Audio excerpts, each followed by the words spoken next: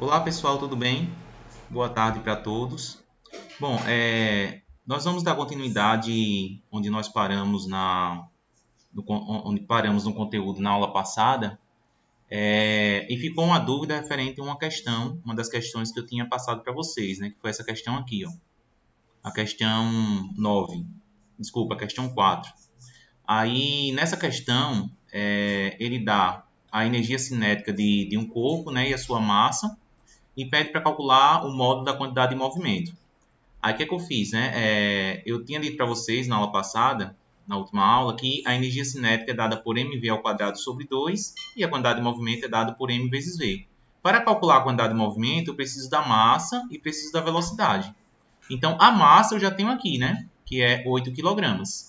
Só que eu não tenho a velocidade. E você pode obter a velocidade a partir da expressão da energia cinética. Aí eu fiz até um videozinho, né? Um dos alunos da turma pediu para tirar dúvida, né, de como fazer essa questão. Mas aqui é só lembrar de você fazer aqui, ó, de forma correta aqui, o meio pelos extremos, né? Porque aqui você vai ficar duas vezes a energia cinética do lado direito aqui, e desse outro lado fica mv ao quadrado. Depois é só você substituir os valores, né? O valor da massa aqui, que é 8 kg, e o valor da energia cinética aqui, que é 400 joules. Então, você isola o termo da velocidade, que é o termo que você quer, né, calcular, passa o 8 dividindo aqui e no final das contas você vai ter raiz de 100, que dá 10 metros por segundo. Então, a quantidade de movimento agora seria 8 vezes 10, porque eu peguei essa equação aqui inicialmente e substituí o valor que eu obtive para a velocidade, que foi de 10 metros por segundo. Tá? Então, essa é uma das formas de você calcular. A outra forma é utilizando essa equação, que eu também demonstrei para vocês como obter essa equação, né? Então, você vai fazer meio pelos extremos também, sempre lembrar aqui, ó, que esse termo aqui, que é o quadrado, né, você coloca aqui na frente, né, porque ele multiplica o termo que está abaixo da energia cinética, que é 1, e a energia cinética vezes 2m fica 2m vezes a energia cinética. Aí basta substituir os valores e você vai ver que você chega no mesmo resultado, como deveria ser, né? Bom, então, dando continuidade ao nosso conteúdo sobre quantidade de movimento e sua conservação, hoje eu quero falar para vocês sobre um impulso de uma força constante. Tá? Bom, para nós entendermos o que é um impulso, primeiramente eu vou considerar uma situação em que você tem as forças resultantes que atuam sobre o corpo sendo constante. Então, se eu sei que a força que atua sobre o corpo é constante, então também a sua aceleração, né, vai ser constante. Por quê? Pela segunda lei de Newton, força é igual a massa vezes aceleração. Né? Lembrando que essa força que aparece aqui é a força resultante, ou seja, o somatório de todas as forças que atuam em um dado corpo naquele sentido. Né? Claro, eu falo naquele sentido porque eu vou explicar aqui na figura. Então, por exemplo, o que eu falei naquele sentido, né? Porque você tem aqui a força peso, por exemplo, que atua sobre o corpo, e tem a força normal aqui. Força normal, força peso. Mas essas forças influenciam no movimento? Não, porque o sentido dela é na direção, a orientação dessas forças é na vertical, né? Eu não coloquei aqui o vetor, mas deveria colocar, porque são grandezas vetoriais, né? Mas aqui é só para mostrar o que eu acabei de falar. Bom, eu tenho aqui uma única força, ou aqui é o somatório, podemos dizer assim, das forças que atuam nesse corpo. E no instante T1, a velocidade do corpo é V1. No instante T2, a velocidade é V2. E eu posso ver também pelo tamanho aqui dessa setinha aqui, ó, da velocidade 2, que essa velocidade aumentou. Certo? E a quantidade de movimento também aumentou. Né? Então, o que é que fez a quantidade de movimento aumentar? Foi essa força. Mas nós vamos aprender aqui que quando eu multiplico a força, né, vou chegar numa expressão que a força multiplicada pelo intervalo de tempo entre esse instante T1 e o instante T2 é uma nova grandeza física que nós chamamos de impulso. Tá? E vai ser apresentado pela letra I maiúsculo. Mas para chegar nisso aí, eu vou demonstrar através da segunda lei de Newton. Pela segunda lei de Newton, como eu já havia escrito aqui em cima, a força resultante é igual a massa vezes a aceleração. Só que eu posso reescrever a minha aceleração como sendo a variação da velocidade dividido pela variação do tempo, né? Ou seja, F é m, ΔV, ΔT. Só que ΔV é a velocidade final menos a velocidade inicial. E eu posso passar esse ΔT que está aqui embaixo no denominador, eu posso passar ele multiplicando a força aqui do lado esquerdo, né? Aí fica assim, ó. F vezes ΔT é igual a mv2 menos v1. Da onde vem esse v2 e o v1? Vem do ΔV, né? Porque a variação ΔV é o V final menos o V inicial. E como nesse caso aqui, nessa figura, o nosso V final é o V2, por isso que ficou V2 aqui menos V1. Beleza? V2 menos V1. Deixa eu fazer outro círculo aqui para ficar melhor. Bom, então, você vê que esse termo MV2, M pode multiplicar por... Pode não, deve multiplicar sim por V2 e M pode multiplicar por V1. Essa multiplicação implica em fazer multiplicação pelos dois termos. De maneira que fica F ΔT é igual a MV2 menos MV1. Só que a gente aprendeu que esse termo M vezes V é justamente igual à nossa quantidade de movimento. Ou seja, MV2 é a quantidade de movimento final, Q2, e menos a quantidade de movimento inicial, Q1. Ou seja, eu tenho a minha expressão final de que F ΔT é igual à minha variação da quantidade de movimento. Aí, esse termo que aparece aqui à esquerda é justamente o que nós definimos como impulso. Então, o impulso é uma grandeza física que pode aumentar ou diminuir a quantidade de movimento, né? Claro, essa força poderia ser uma força tal que agisse no sentido contrário. Né? Por exemplo, quando acontece... um exemplo comum, né? Um carro está em movimento com a velocidade de 60 km por hora e, de repente, ele freia. Então, quando ele freia, então acontece aí um impulso no sentido contrário do movimento. E a quantidade de movimento vai diminuir, né? Claro, a quantidade de movimento ela depende da velocidade. Se a velocidade diminui, a quantidade de movimento também diminui. Bom, então, nós definimos esse impulso através dessa equação. Produto de F por ΔT. Algo que nos chama atenção, que eu vou mostrar com mais detalhe no próximo slide, né? Resumir o que nós vimos aqui, tá? É que o I é uma grandeza vetorial, igual à quantidade de movimento, né? Então, você pode escrever o I, o seu módulo, como sendo o produto de F por ΔT, sem ter aqui os valores, os vetores, as setinhas, né? Certo? E a unidade de impulso é Newton segundo, que é uma unidade também que não tem um nome especial. Como, da mesma forma que acontece com a quantidade de movimento, né? Não sei se vocês lembram, mas a unidade de quantidade de movimento é quilograma metro por segundo. E eu falei que não tem nenhum nome especial para essa unidade da quantidade de movimento, né? Quilograma metro por segundo normalmente, tá? E no caso de impulso é Newton vezes segundo.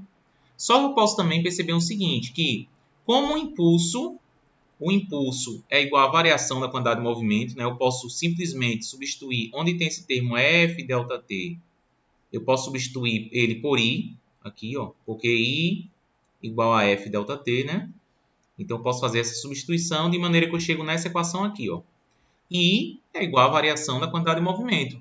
Ou seja, como I é igual à variação da quantidade de movimento, a unidade de I ela é equivalente à unidade da quantidade de movimento. Como assim, professor?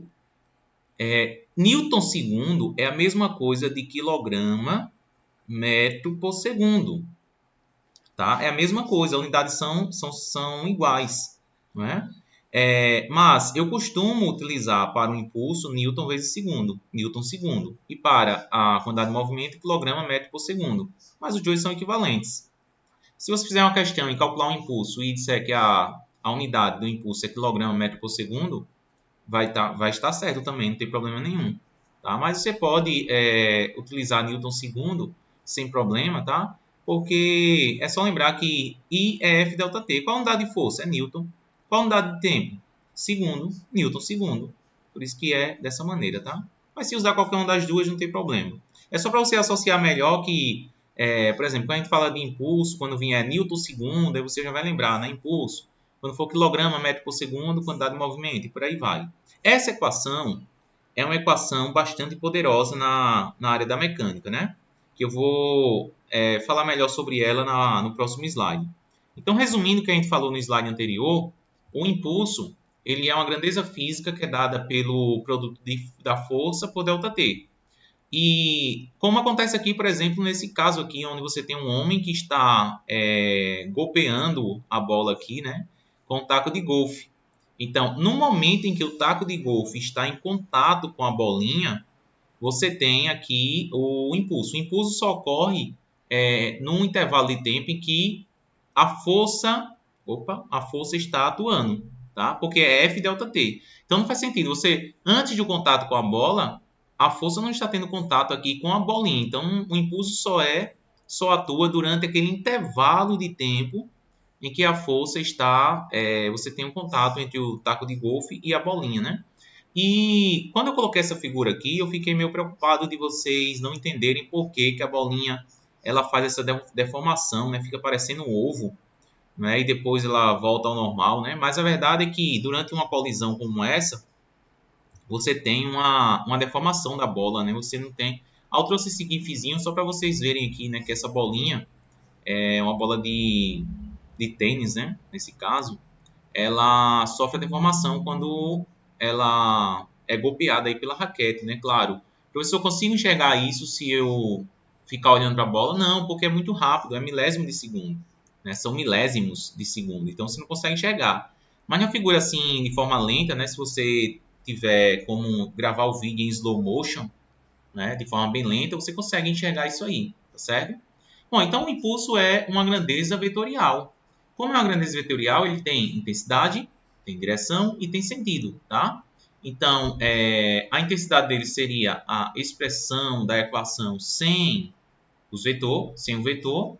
A direção e o sentido vai ser igual sempre da força, né? Porque o I é igual a F delta T. Então, você tem uma grandeza vetorial na esquerda e tem uma grandeza vetorial na direita. Então, a direção e o sentido da força vai ser sempre igual à direção e o sentido do impulso. Até porque esse ΔT que aparece aqui, embora seja um escalar, né?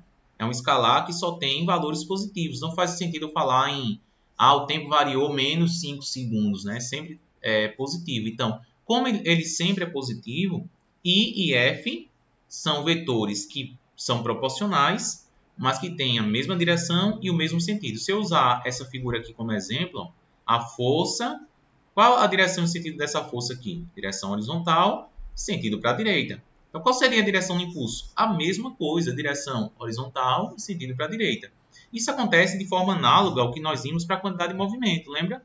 A quantidade de movimento é massa vezes velocidade, mas a velocidade é uma grandeza vetorial, né? Por isso que tem esse vetorzinho aqui em cima, né? Diferente da massa. A massa é uma grandeza escalar. Só precisa de um valor para ficar bem identificado, né? Bom, então, nessa figura aqui, por exemplo, você tem no instante t0 a partícula tem vetor v0, no instante t1 vetor v1, né, direção horizontal, sentido para a direita, e no instante t2 o vetor é dessa forma aqui. Como seria o vetor quantidade de movimento? Do mesmo jeito, seguindo a mesma orientação de v0. Se você olhar a orientação de v0, o ângulo que ele faz aqui com a horizontal, ó, vai ser igual a esse ângulo que Q0 faz com a horizontal também. Então, são ângulos iguais, ou seja, é a mesma orientação, né? Q1 também é a mesma coisa, Q2 a mesma coisa em relação à velocidade. Eu coloquei essa figura aqui só para mostrar para vocês que funciona da mesma forma, né? Por exemplo, se a velocidade tem uma direção e sentido, a quantidade de movimento também vai ter a mesma direção e o mesmo sentido. Assim acontece também com o impulso. Bom, para ficar mais claro aquilo que eu estou falando aqui, eu vou fazer um exemplo aqui rapidinho, né? Que é um exemplo bem simples, né? Que você tem duas pessoas aqui, dois camaradas que estão empurrando um carro. E o carro está em movimento, né? Não dá para ver aqui, mas a figura não mostra isso, mas suponha que tem movimento aqui, tem uma velocidade v, né? Então, a força do camarada 1 é 200 newtons e ele empurra o carro durante 20 segundos. Já o segundo, a força dele é 300 newtons e ele empurra o carro durante 15 segundos. Então, qual seria o impulso da pessoa 1? Seria F1 vezes ΔT. Então, o que é que eu vou fazer? Só vou substituir os valores aqui. Ó. Quem é F1? 200 newtons. Quem é ΔT? 20 segundos. Foi isso que eu fiz aqui. 200 vezes 20, 400. 400 newtons segundo. Para a pessoa 2, mesma coisa, F2 vezes ΔT. Só que no segundo caso, ΔT é 15 segundos, né? Então, fica 300 vezes 15, que dá 450. Ou seja, o impulso fornecido pela segunda pessoa é maior do que o impulso fornecido pela primeira pessoa. Uma característica bem usual aqui do impulso é que esse impulso ele só vai existir enquanto a força estiver agindo aqui no carro, né? Então, por isso que a gente tem que multiplicar F por ΔT, tá certo? Bom, aí, quando falamos de direção e sentido, nesse caso aqui vai ser igual ao da figura que nós fizemos aqui, ó. Porque a força é aplicada para a direita, né? Então, direção horizontal, tá aqui, ó, sentido para a direita. Beleza? E, por último, eu vou falar daquela última equação que eu mostrei no slide, que é essa aqui, né? Que é o chamado teorema do impulso. Essa equação, gente, é uma equação muito poderosa na mecânica, né? Ou nessa parte aqui da quantidade de movimento, ela é importantíssima. E ela é chamada, né, de teorema do impulso, que diz que o impulso da força resultante é igual à variação da quantidade de movimento. Então, note que quando essas duas pessoas aqui empurram o carro ganha velocidade.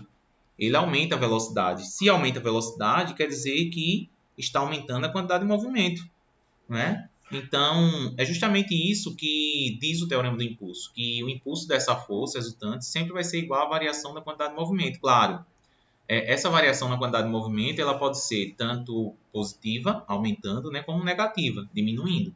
Tá? Aí eu trouxe para vocês aqui um exemplo bem topado aí da aplicação desse teorema do impulso, no caso de quando você tem um carro que está em teste de colisão. Todo mundo sabe que o airbag é um item de segurança, né, no veículo, né? Então, o que é que o airbag faz? Durante a colisão, o corpo da pessoa, juntamente com a cabeça, né, da pessoa aqui, ó, se o corpo estiver com cinto de segurança, ainda segura, mas geralmente a cabeça ela vai para frente por causa do impacto gigantesco que existe durante uma colisão, né, qualquer. Então, o que faz esse airbag ele funcionar?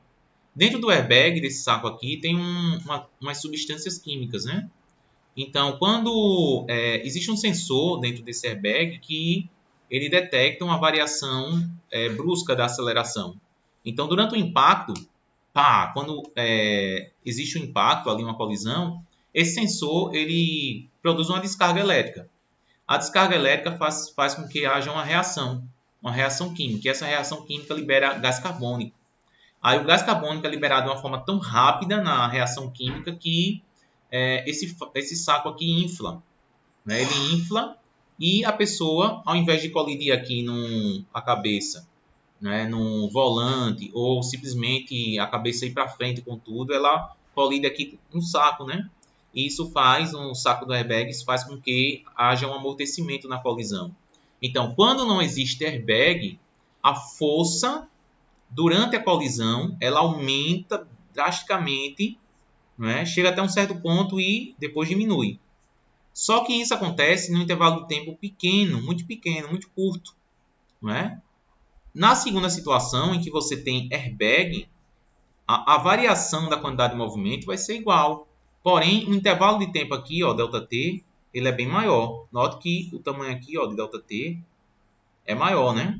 Então, o que acontece? Como ΔT é maior, essa variação na quantidade de movimento, essa variação na velocidade, ela vai ser igual, mas acontece de forma mais lenta.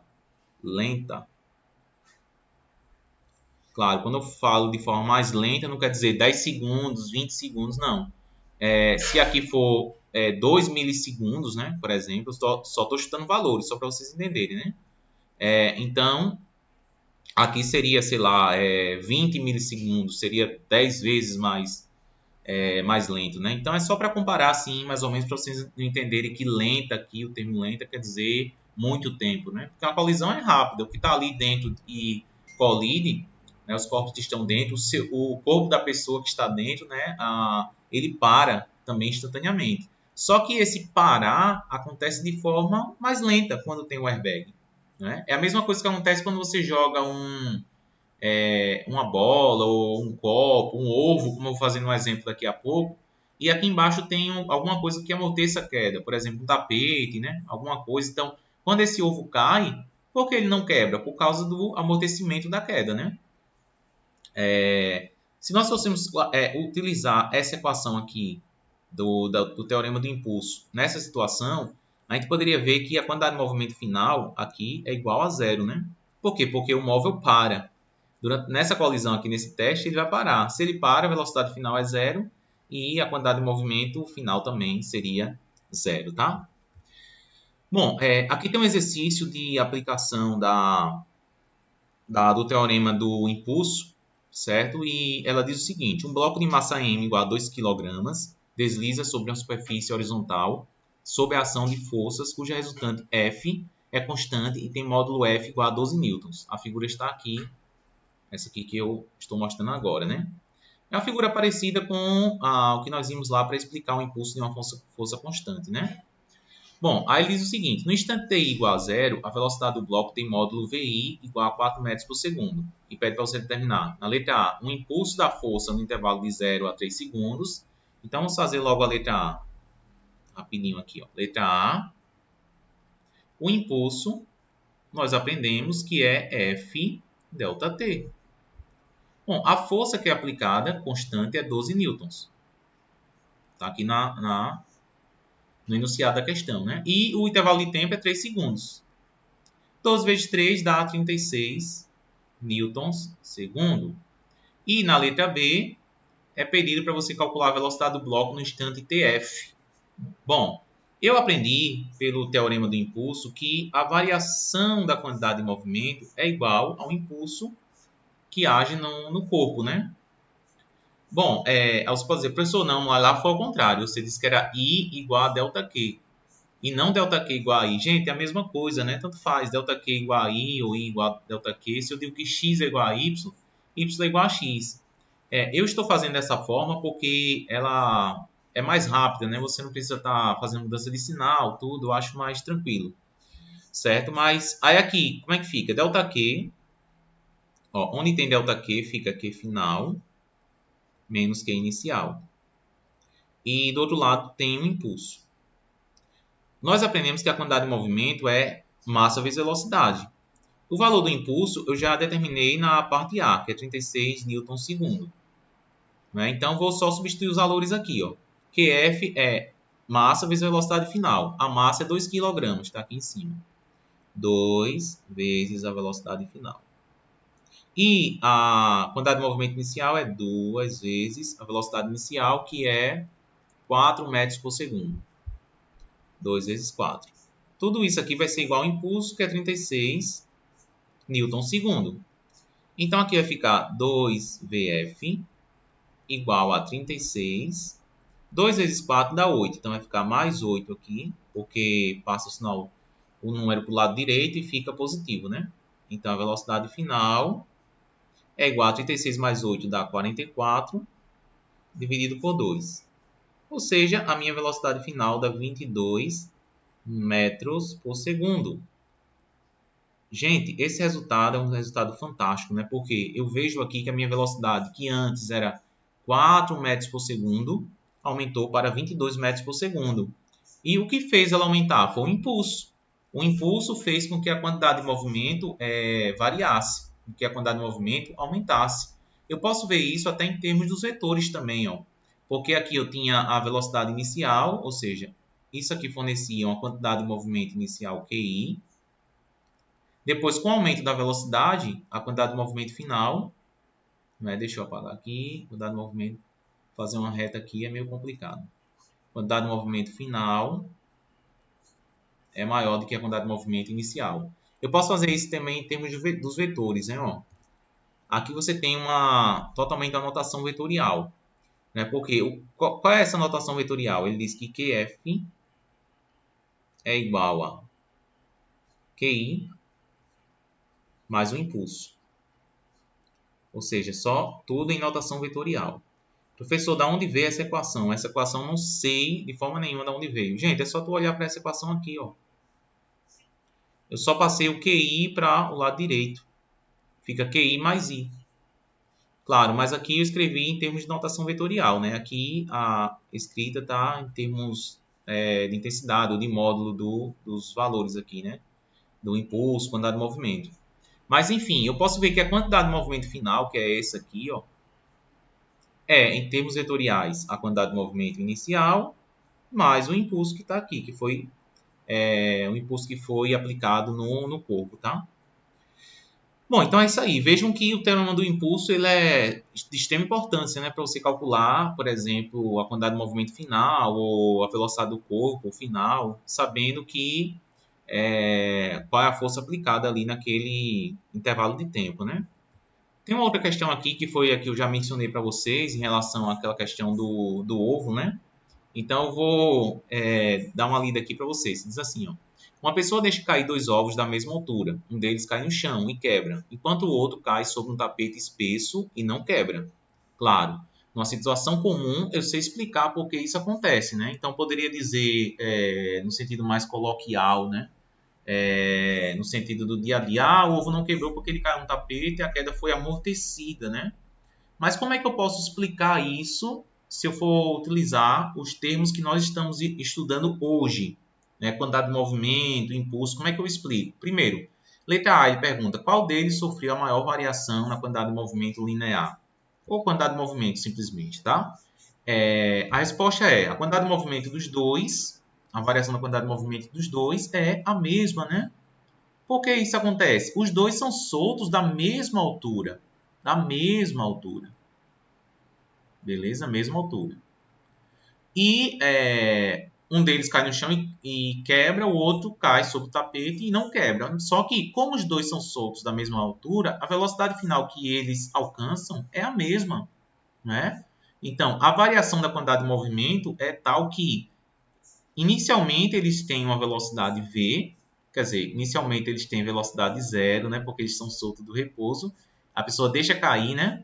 A velocidade é zero, então eles começam a cair, aumentam a velocidade, né, os dois ovos, até chegar a uma velocidade v e simplesmente se espatifa no chão primeiro e o outro é amortecido pelo tapete. Mas a variação de quantidade de movimento é a mesma, porque eles chegam na mesma velocidade, depois zera, né, por causa do impacto.